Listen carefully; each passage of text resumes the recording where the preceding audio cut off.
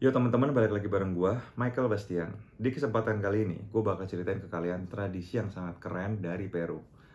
Yang biasanya tanggal 25 Desember, orang itu pada ngerayain Natal, hari yang penuh dengan kedamaian, hari yang penuh dengan sukacita, hari liburan bagi umat-umat Nasrani, kayak tukar kado, apa segala macamnya. Tapi beda di kota Santo Tomas di Peru ini, ada festival gebuk-gebukan buat menyelesaikan masalah. Festival adu mekanik, festival adu jotos, buat melampiaskan sumber amarah. Simak terus beritanya, dan sebelumnya, jangan lupa komen, share, dan subscribe channel YouTube Nalarin You. Dan kalian juga bisa follow gue di Michael_Bastian di Instagram atau TikTok, dan DM gue untuk topik-topik yang lebih menarik di next episode.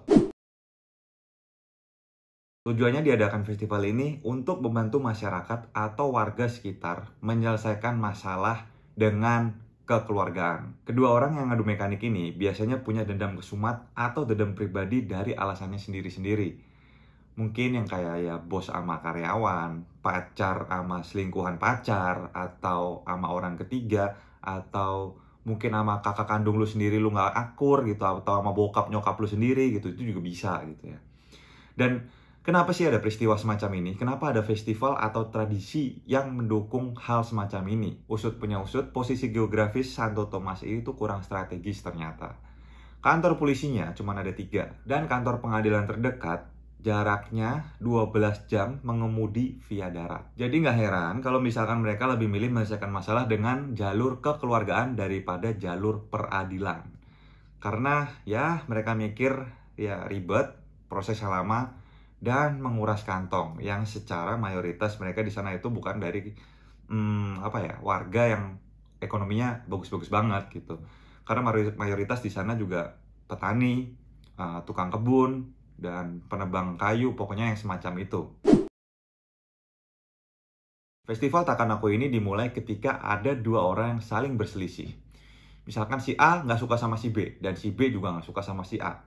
Mereka dipersilahkan untuk adu jotos, adu mekanik di dalam sebuah arena dengan tangan kosong. Meskipun dengan tarung bebas, mereka tetap saja diawasi dan didampingi oleh para juri. Tiap petarung nggak boleh menggigit, nggak boleh jambak, nggak boleh ngegebok lawannya kalau dia lagi terkapar.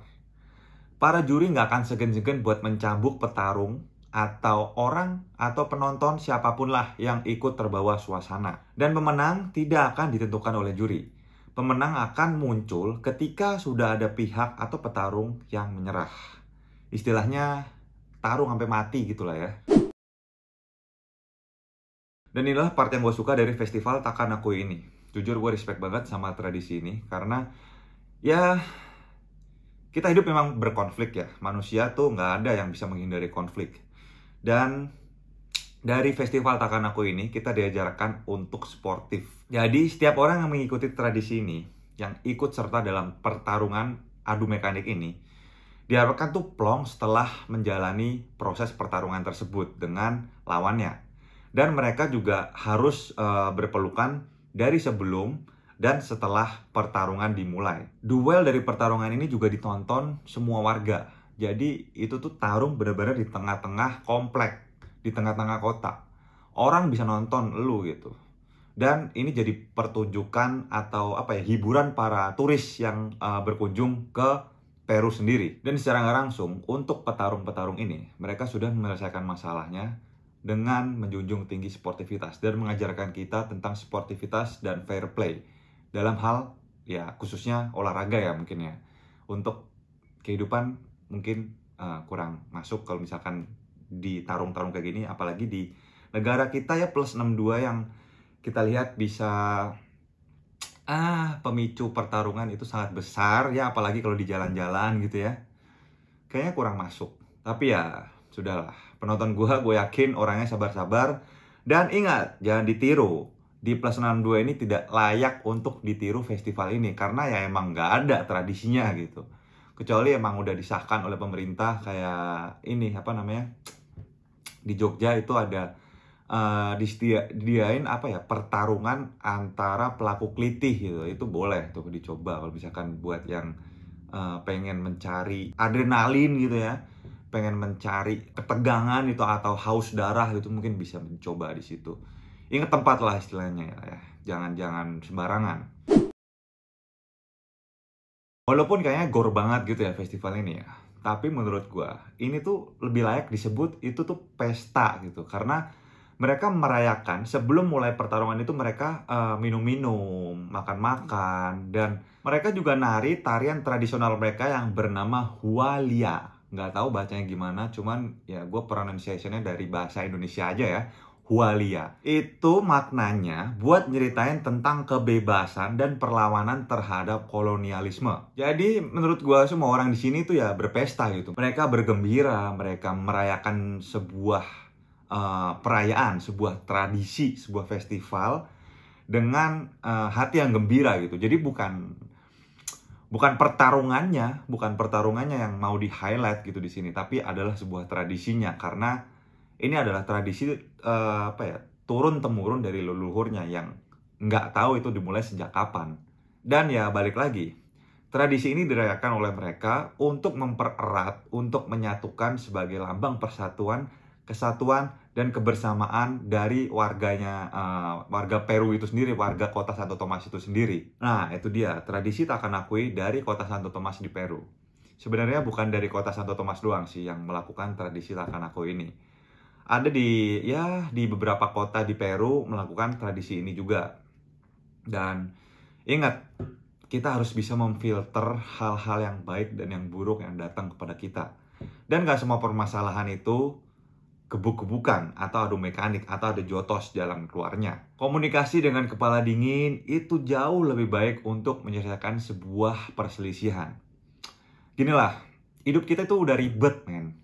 Jadi nggak usah ditambah-tambahin masalah, nggak usah dipakai kekerasan gitu. Kita ya maunya yang damai-damai aja lah ya gitu loh.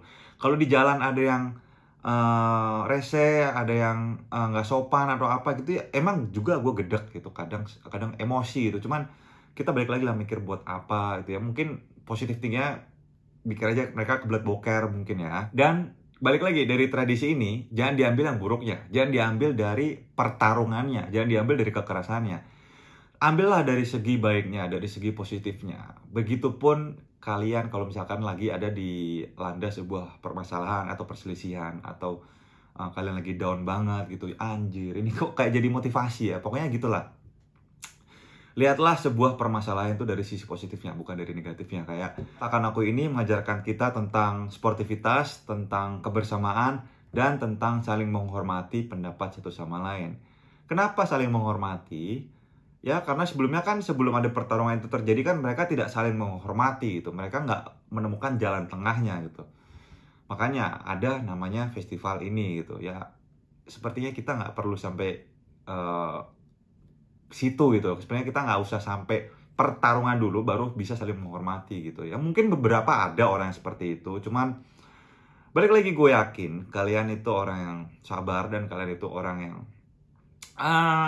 jauh lebih bisa mikir di depan 2 kali 3 kali gitu daripada mereka yang lain gitulah. Dan gue di sini juga bukan orang yang sempurna. Gue juga pernah marah, gue pernah emosi, gue pernah melakukan hal bodoh ketika emosi gue tersulut api gitulah ya. Dan tapi biarkan emosi-emosi itu, biarkan kejadian itu, experience itu tuh menggait kita atau menuntun kita lebih ke jalan yang lebih bijak lah, lebih wise untuk memutuskan atau untuk menyikapi sebuah permasalahan kemudian harinya gitu. Dan terima kasih buat yang udah nonton. Jangan lupa like, comment, share, dan subscribe channel Nalarin Yuk.